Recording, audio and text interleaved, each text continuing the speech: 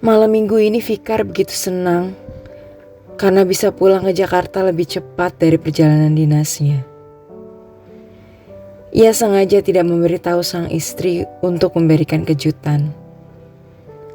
Diam-diam, Fikar masuk ke dalam rumah dan langsung menuju ke kamar.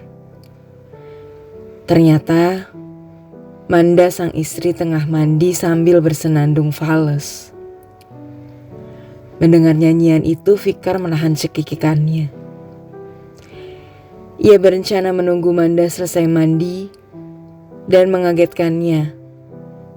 Karena itu, Fikar mencoba untuk bersembunyi di samping tempat tidur.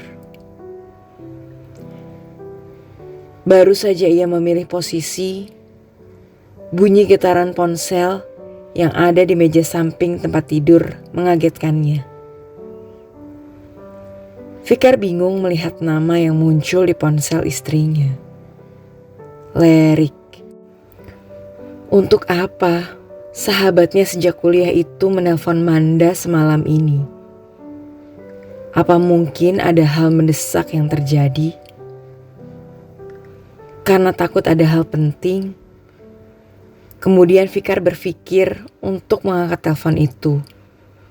Tetapi belum juga diangkat, telepon sudah terputus. Namun tak lama, ponsel sang istri kembali bergetar. Muncul pesan berisi, "Mana fotonya? Aku udah gak sabar nih." Melihat pesan itu, ada perasaan khawatir dan curiga yang muncul di dalam dirinya begitu saja. Sejak kapan Lerik beraku kamu dengan Manda? Foto apa yang diminta Lerik pada Manda? Karena penasaran, Fikar pun memutuskan untuk membuka pesan WhatsApp itu. Ia lantas kaget bukan main. Fikar membaca riwayat pesan WhatsApp yang ada sejak 3 hari lalu. Itu artinya, sejak ia berangkat dinas ke Jogja. Pesan-pesan itu sungguh membuatnya jijik dan marah di saat yang bersamaan.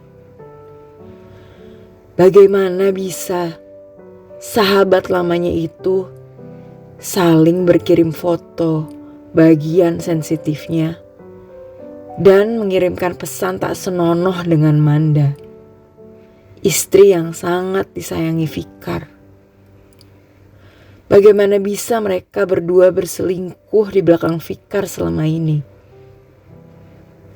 Pria yang baru menikah selama 2 tahun itu lantas teringat ketika beberapa minggu lalu ia melihat Lerik memegang 2 ponsel. Saat ia bertanya untuk apa ponsel baru yang dibeli Lerik itu, Lerik berkelakar bahwa ia memiliki selingkuhan baru dan sengaja membeli ponsel agar tidak diketahui Nadia, istrinya. Saat itu Fikar berpikir jika itu hanyalah lelucon Lerik belaka. Tapi kini ia tahu bahwa itu bukan hanya candaan. Penuh amarah yang membabi buta, Fikar lantas menerobos masuk ke dalam kamar mandi. Manda yang sedang asik membersihkan tubuhnya dengan pancuran air hangat pun terkejut melihat Fikar yang tiba-tiba membuka pintu dengan keras. Wajah Fikar sangat terlihat emosi. Suaminya itu lantas menatap Manda dengan penuh kebencian lalu berkata, "Dasar murahan, saya akan ceraikan kamu." Fikar lantas pergi begitu saja, meninggalkan Manda yang masih sangat terkejut, terdiam untuk beberapa saat, kemudian bergegas memakai handuk dan keluar dari kamar mandi. Ia lalu mengecek ponselnya. Saat itu juga ia sadar jika suaminya sudah tahu mengenai perselingkuhan yang dilakukannya. Dengan masih memakai handuk, Manda mengejar Fikar hingga keluar rumah, tapi terlambat. Fikar sudah menghilang bersama motor sport hitam kesayangannya. Manda langsung berpikir tentang Lerik. Ia pun lantas menelpon sahabat suaminya itu berkali-kali, tapi tak juga diangkat.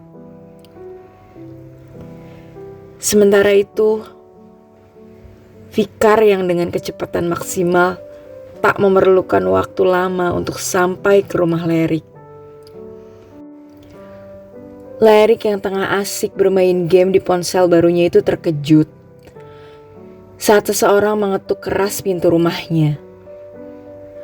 Karena saat itu Nadia, istrinya, sedang tidak ada di rumah, maka terpaksa Lerik menghentikan permainan serunya dan bergegas membukakan pintu.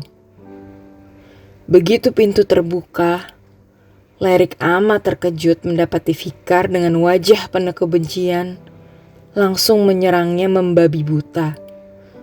Lerik melawan, melindungi dirinya sambil menanyakan apa yang sedang terjadi, namun percuma. Fikar dengan sifat temperamennya yang sulit terkendali itu biasanya bisa ditenangkan oleh Lerik. Tapi kali ini, Leriklah yang jadi sasaran kebrutalan orang yang sudah ia anggap seperti saudara kandung yang tak pernah ia miliki itu. Sedangkan Fikar yang sudah dikuasai amarah itu pun tanpa ampun, tanpa sepatah kata pun terus menyerang Lerik, menuangkan semua kekecewaan serta kekesalan yang tak terbendung. Berkali-kali menghantamkan helm hitam yang dibawanya kepada sahabatnya sendiri, hingga Lerik terkapar, tak sadarkan diri. Tetapi nampaknya itu saja belum cukup bagi Fikar. Saat melihat ponsel baru Lerik tergeletak di lantai, amarahnya kian bertambah.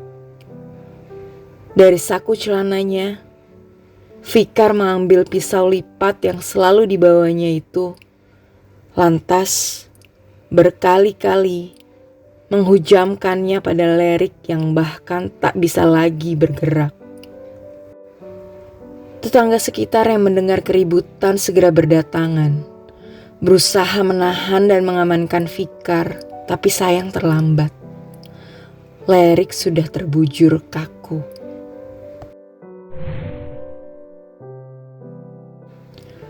Fikar menangis meraung-raung di dalam sel tahanan polisi. Bukan karena tahu dirinya akan benar-benar dipenjara, tapi ia menangis karena sesal yang tak tertahankan telah merasuki pikiran dan hatinya, bahkan membuatnya sesak hingga ingin menghilangkan hidupnya sendiri. Sesal yang terlambat itu datang saat ia tahu jika orang yang saling berkirim foto bagian sensitif serta pesan-pesan jorok bersama sang istri bukanlah Lerik sahabatnya, melainkan teman kantor sang istri yang memang sengaja diberi nama dengan nama Lerik. Manda memang sengaja menamai kontak selingkuhannya itu dengan nama sahabat sang suami, karena ia tahu Lerik adalah satu-satunya orang yang bisa meredakan sifat pemarah sang suami. Sedangkan dari Nadia diketahui, ponsel baru yang dimiliki Lerik adalah ponsel yang ia beli khusus untuk bermain game kesukaannya. Selesai.